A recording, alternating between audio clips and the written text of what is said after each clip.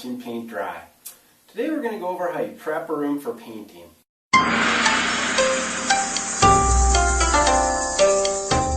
Now here's a look at some of the equipment you're going to need.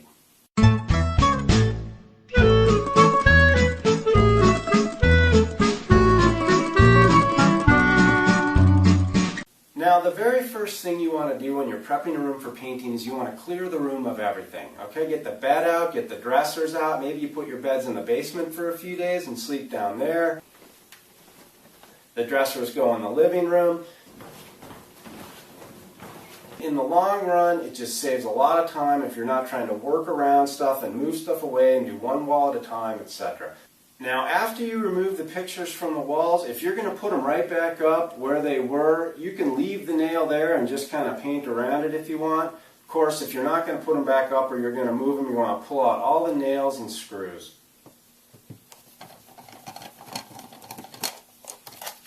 Now the next thing you want to do is just give the room a quick cleaning, okay? Take the vacuum with the brush attachment around, vacuum out the closet shelves, the windows, the baseboard, the heater. Just give everything a real quick cleaning. Okay, the next step is to spackle any nail holes in the walls or the trim. Now one thing you might want to do is make what I call a spackle ghost. Now here's how you make a spackle ghost. Take a big scoop of spackle and stick it right in the middle of a piece of your painter's plastic. Then turn it into a ghost. Twist it. Put a piece of tape right around the neck. Then take a nail and poke a little hole right in the end of it. Now this is going to dispense spackle in a way that's much easier to get into little nail holes than if you're trying to scoop it out of the bucket every time. Now for little nail holes and thumbtack holes, just take a little bit of spackle on your finger, rub it right in there, and then get it all off the surface. Now if you have a bigger hole like this, here's what you want to do. Now the first thing you want to do is just take your finger and get any loose stuff off of there. Then put a good amount of spackle onto your putty knife here. Go right over like that. And then as few wipes as possible. And then you can even take your finger and kind of smooth out the wall around.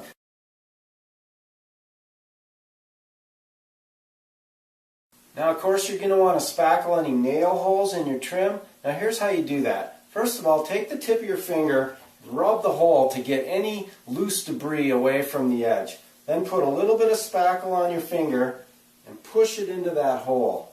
Then put a little more on your finger and push it in again as hard as you can, and then even a little bit more, and push it in one more time. Now what this does is you push so much spackle into the hole that you overfill it, and when it dries it actually pushes itself back out. And that means that when you come to sand it later, you're sanding a raised edge down, which is a much better way to try to make it look smooth. If you don't put enough spackle in there, the spackle will shrink back into the hole, and you'll have a depression that you'll never be able to get rid of.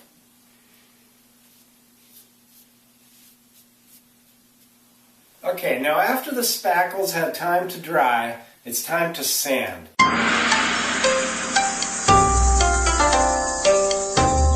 Now you can use sandpaper if you want, maybe 180, 220 grit. I kind of like these sanding sponges though. They're real nice, they move quickly, they're great for getting in little edges.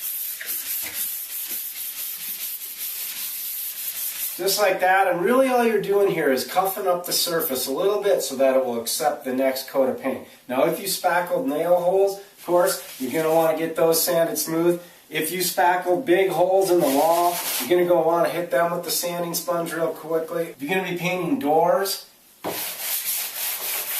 give the door surface a hit with the sanding sponge. And here I've got this fuse box, it's metal, and I'm going to paint this too, because it's kind of ugly, so I just want to make it try to blend into the wall as much as possible. So I'm going to hit it with the sanding sponge, and then I'm going to hit it with a coat of primer with an aerosol can, and then it'll be all ready to accept a coat of latex paint. Of course, in addition to the door casings and the windows, if you've got baseboard or crown molding, you're going to want to give that a cuff with the sanding sponge.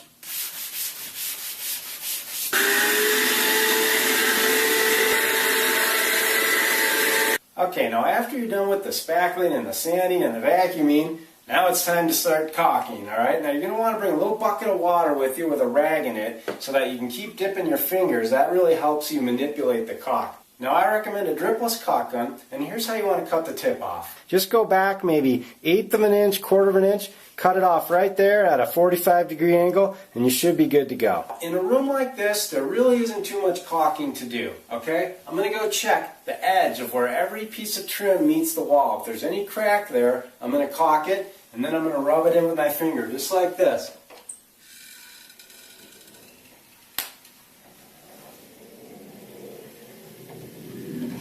Run it down, get your finger a little wet, and just rub that caulk right in there like that.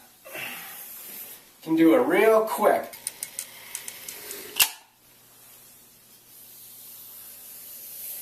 Now you want to check all the joints in the door casings and the window casings, places like this. If you've got that old brown 1970s wood trim and you're going to paint it white, then you've got a lot of caulking to do on your door casings and your window casings.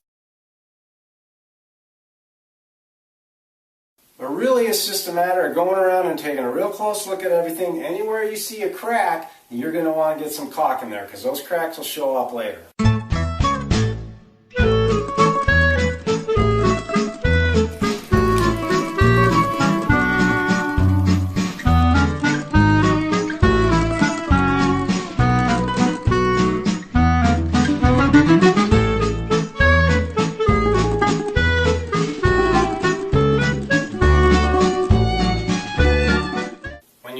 Caulking, and you've given it at least a day to dry. Now it's time to mask the room so that you can roll the ceiling and the walls. First of all, you'll notice that I've draped an awning across the top of all the windows and door frames.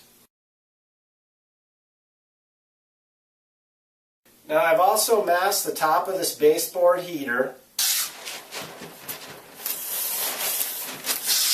I put a couple pieces on the door to prevent the door handles from getting speckled when I'm rolling the ceiling.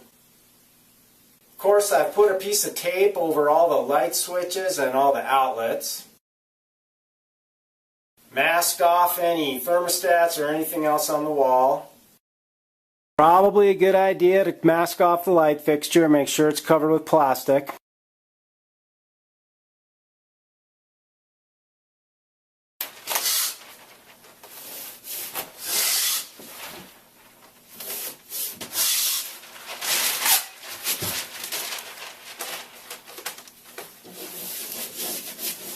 Okay, once you've got everything masked, then there's only one thing left to do in prepping the room, and that's priming. Now the thing to remember about priming is you want to be a little surgical about it. You want to take a brush and very carefully apply a little bit of primer on them, and then make sure you feather it out so that it doesn't show up later. Now if you've got big patches on the wall that need to be primed, I suggest using a weenie roller. That would help them blend in. If you start making big brush strokes in the middle of the wall, that might show up later.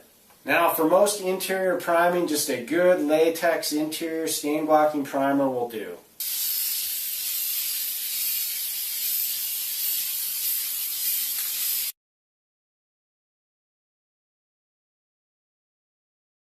Okay, so now you know how to prep a room for painting. Now the best thing about prepping a room for painting is that after you've done all this work, the actual painting seems like a treat. Now to see my video on how to paint the ceiling and video on how to paint the walls and the trim, go to my website, howtopaintahouseright.com, where you'll find all those videos and more, and a lot of other helpful information that I've put together to help you paint your house right.